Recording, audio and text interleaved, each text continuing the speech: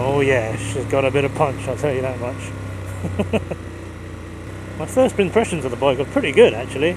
It's a nice comfy seat. The seat height is not too high either. I would say it's a low seat height in terms of sport bikes anyway, compared to sport bikes.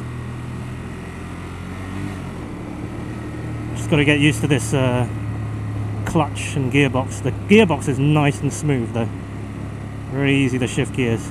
And the biting point is nice and easy too, so very easy to just get moving. Sounds great. It's a stock exhaust.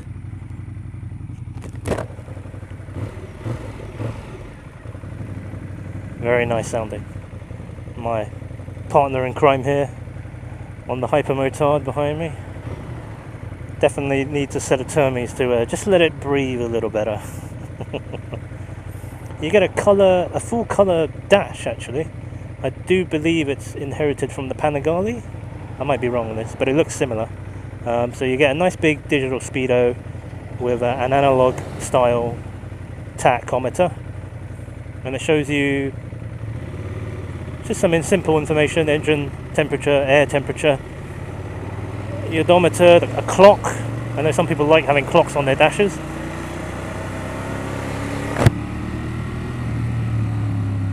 It's also saying how much traction control and ABS I have. I was a little worried with a colour screen. It might be a little difficult to read in sunlight, but it's okay. It's alright actually, so no worries there. No gear position indicator though, and no fuel gauge either. You know, tut tut Ducati. We live in modern times now. I know a fuel gauge is, you know, not that big of a deal, but even you've got all this screen space, and you could, in the corner, you could put like a little number with a fuel icon saying a percentage. You know, even that would help. But yeah, what can you do, huh? So I have the bike set up in touring mode at the moment, which gives you the full 145 brake horsepower, I believe, but it makes the throttle action just a little bit more comfy, not as twitchy.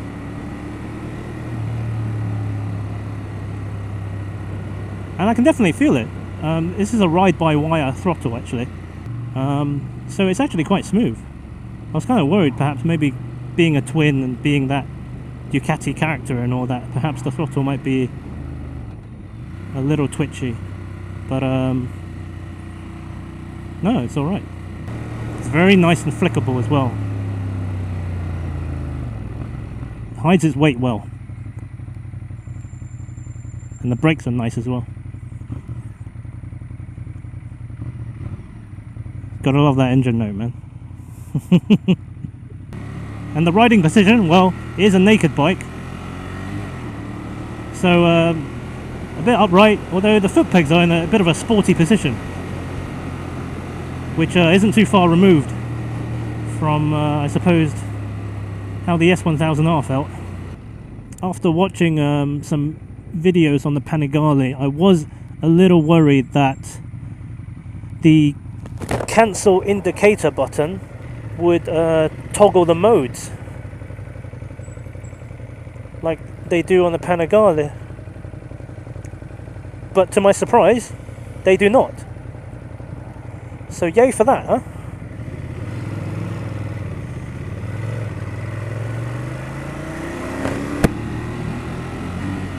So if you want to do a bit of cancel indicator spam without fear of engaging the mode switcher, you can do that on this bike.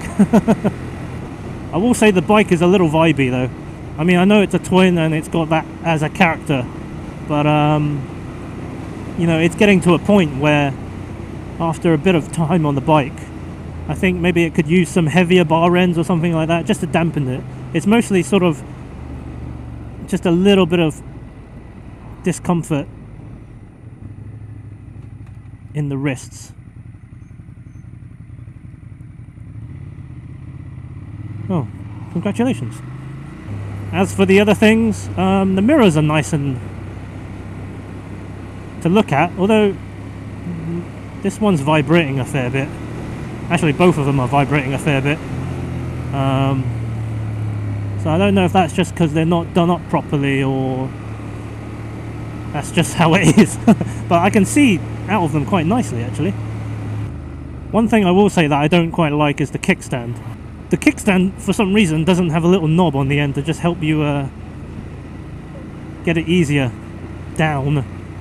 So you actually have to use your heel and push the bit that actually touches the floor. So that's a bit interesting. Maybe there's a practical reason for it, I don't know. But something to think about if that bothers you.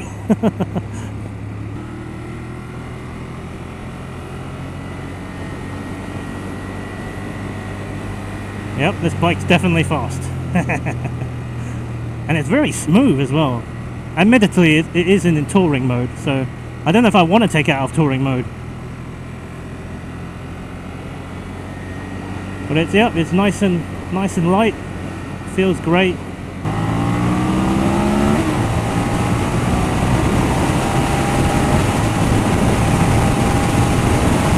Oh God!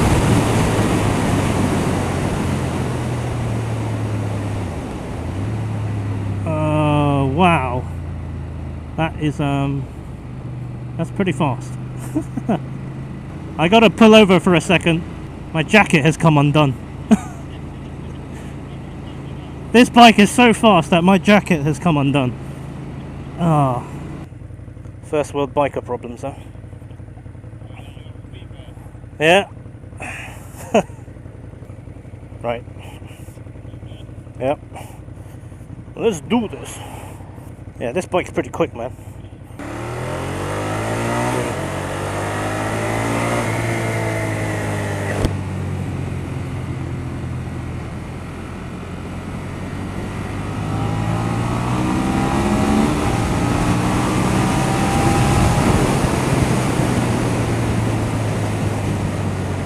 Ooh. I would not mind this as a second bike. Not one bit. So I'm going over some rough road surface and I can definitely feel the bumps, so I would say the suspension feels a little firm in its setup, so maybe with a bit of tweaking you could soften it a bit. Like I can actually like feel the impact in my wrists quite well actually, which is interesting. I'm sure with a bit of tweaking it can be a bit better, but as it is right now it does feel kind of firm. Something to think about, I think. I mean, at the end of the day, this is a sport focused naked bike, so you know, I wouldn't rank comfort as one of my priorities.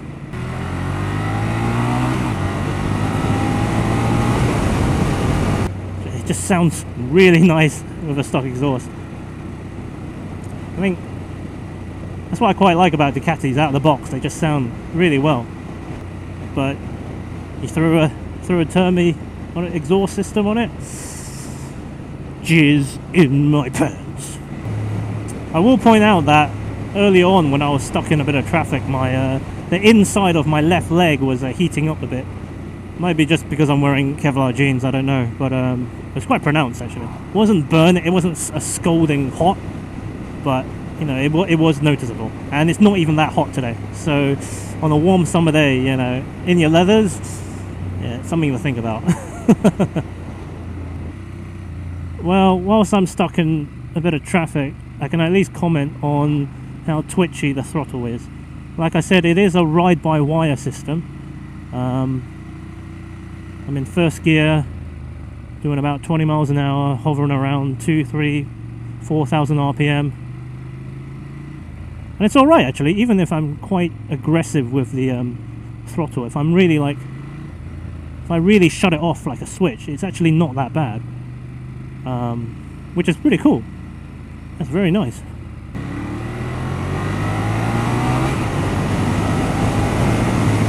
As far as wind blast is concerned, it's okay, it's what you would expect.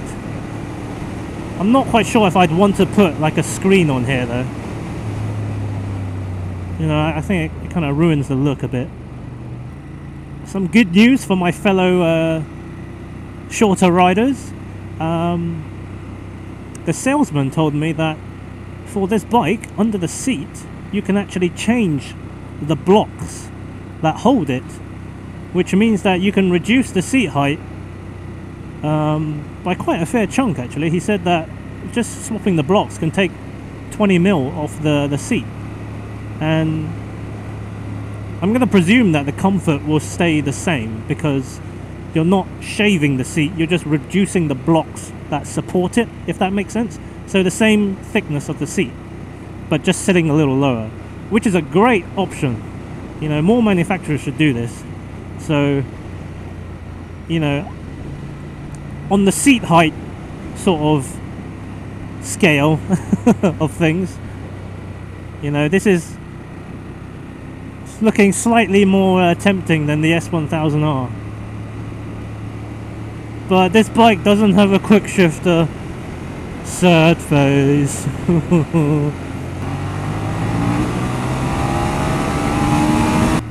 Price wise, this bike retails for $10,995 on the road, which is not cheap. It's not cheap at all, especially if you look at what you get for the S1000R.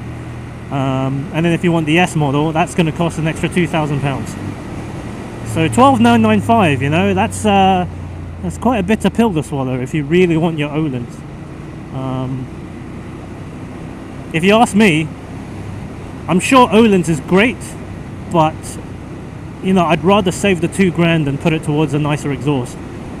You know, if I were to buy this bike, you know, coming in as a rider with not too much experience, I probably won't be able to appreciate the loveliness of the Öhlins. Not that I'm discounting that they probably will be quite lovely, but still, you know, $2,000. It's a lot of money. To be honest, I'm not quite sure if I want to put it in sport mode.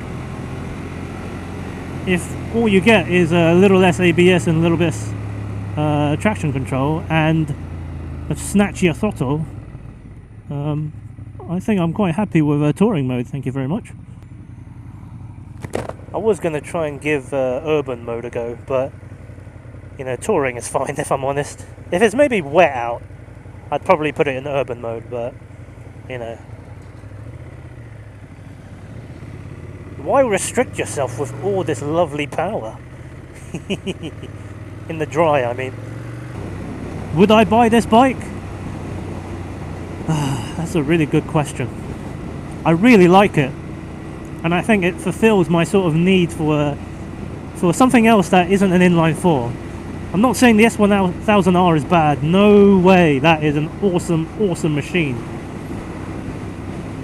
But, you know, I already have a Ninja and that's an inline 4, and I'd rather have, you know, something else with a different engine configuration as a second bike. And this bike would fit the need for it, I'll tell you that much. Something like this, or a triple perhaps. I think my main sticking point is, and it's just, you know, something you can't really help, is that, you know, the price. You know, it is a Ducati, you are paying for that premium.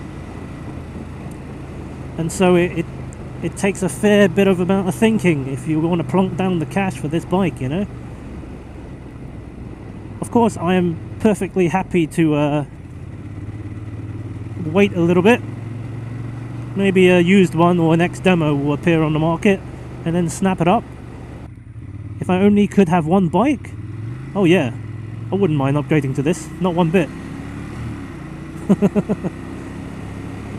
I'd have a blast commuting on this.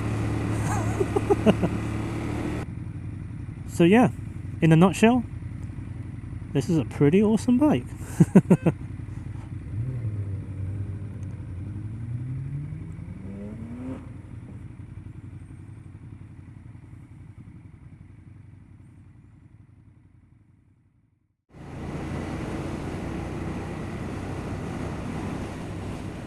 We used to be like that.